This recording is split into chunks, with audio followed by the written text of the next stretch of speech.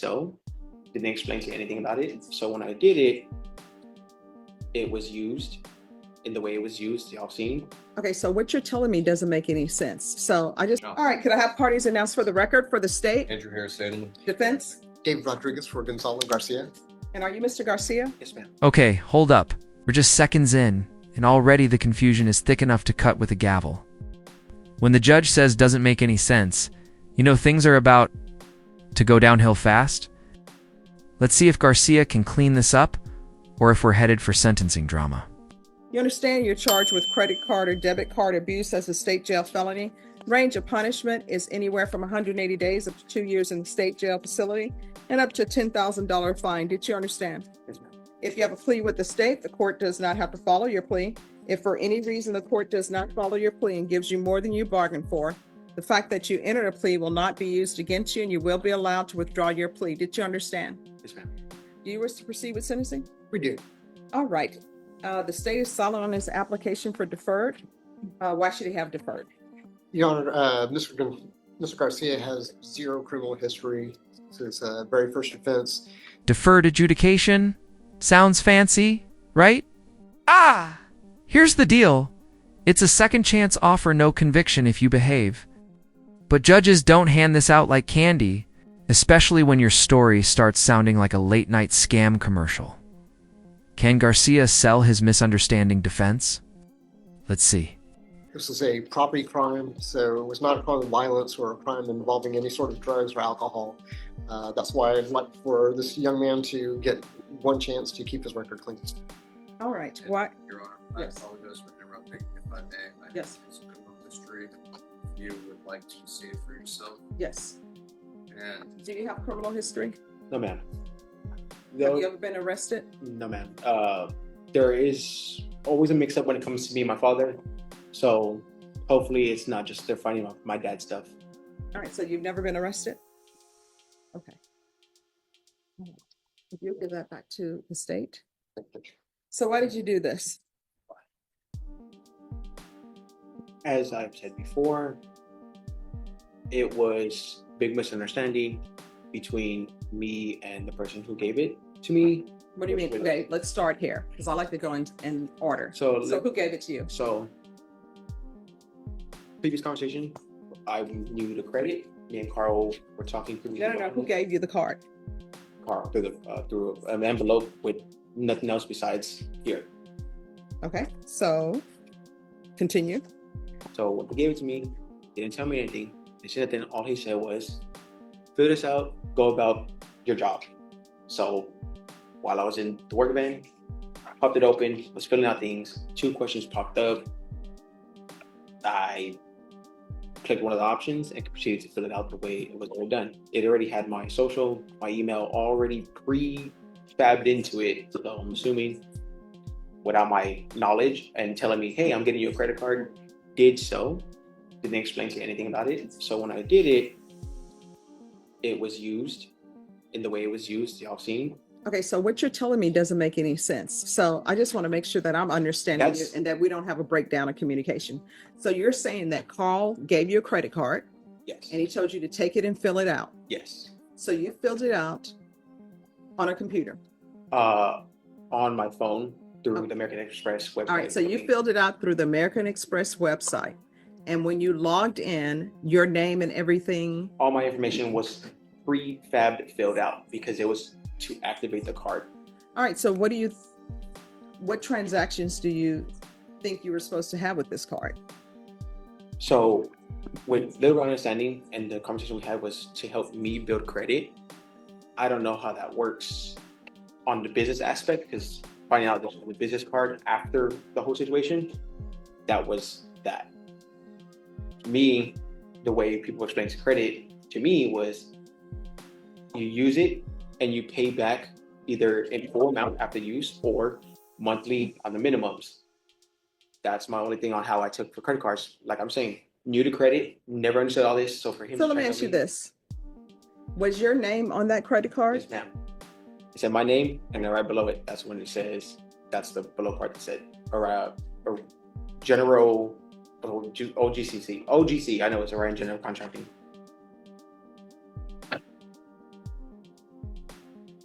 All right, this doesn't make any sense to me what he's saying. That's exactly what the police said, because they were confused on both ends. No, I mean, I'm not confused as far as what the police report is saying. What the police report is saying is that you were using this credit card for your personal items, not for business.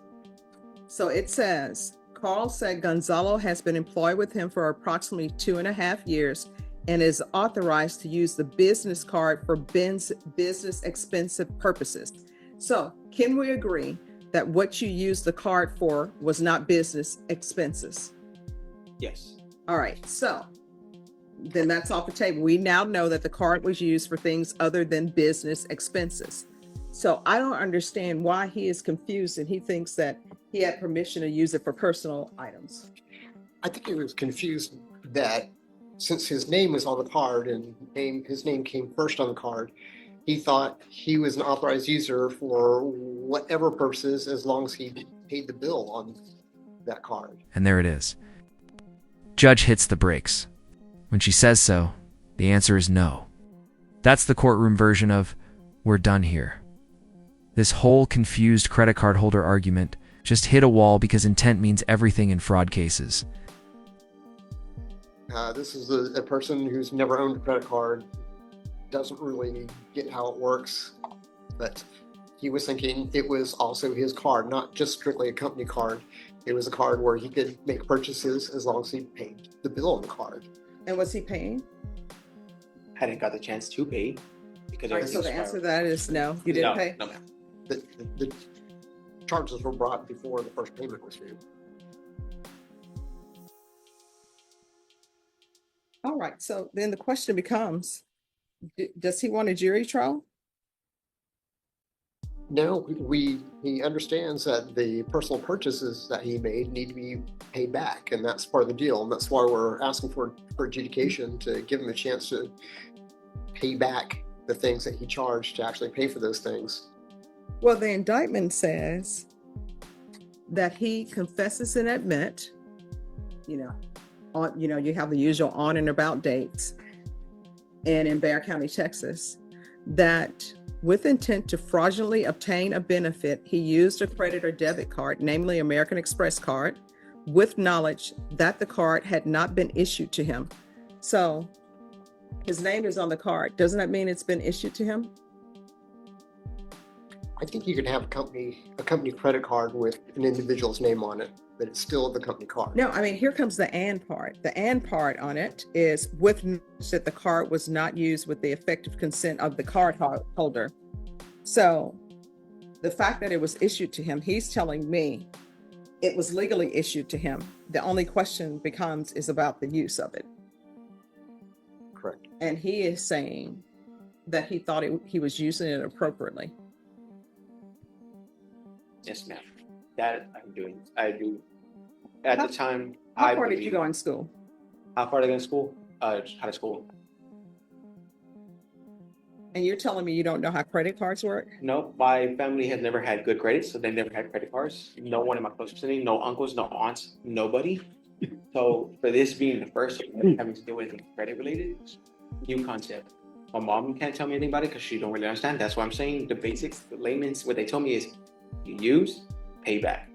That's the layman's of what my family said, but no one of them had credit cards before because none of them have scores enough to get credit cards. All right, why didn't you talk to your employer if you didn't understand? That probably should have been brought up from the start before the enrollment, but because I was brushed off, I just used. However, without further discussion, that right there would be my own negligence that I didn't discuss further with him. And I can't sit there and be like, oh, it's also his fault for not telling me, because both parties are in fault at that situation. State, is there anything you wish to add as it relates to fact issues? No, Your Honor. All right, thank you. Are you currently employed? Recently lost my job, but I'm working with Blue Ribbon Staffing Agency to work with HEB on their assembly line. All right, this is what the court is going to do. The court is going to sentence you to 3 years deferred adjudication. There's to be restitution And no contact. All right. Good luck to you. If you don't understand something, you have to let people know you don't understand. There's no shame. There are no such things as dumb questions. I always tell my student there's only one dumb question. You know what the one dumb question is? Not asking the question. Yes, ma'am. All right. Good luck to you. Thank you, Judge. You're welcome. All right. Thank you. All right. Court is calling 2024 CR 012167. State versus Stephanie Lynn Gonzalez. Can I have parties announced for the record for the state? I'm in gallery for the state. Defense? Rochelle Savella from Ms. Gonzalez.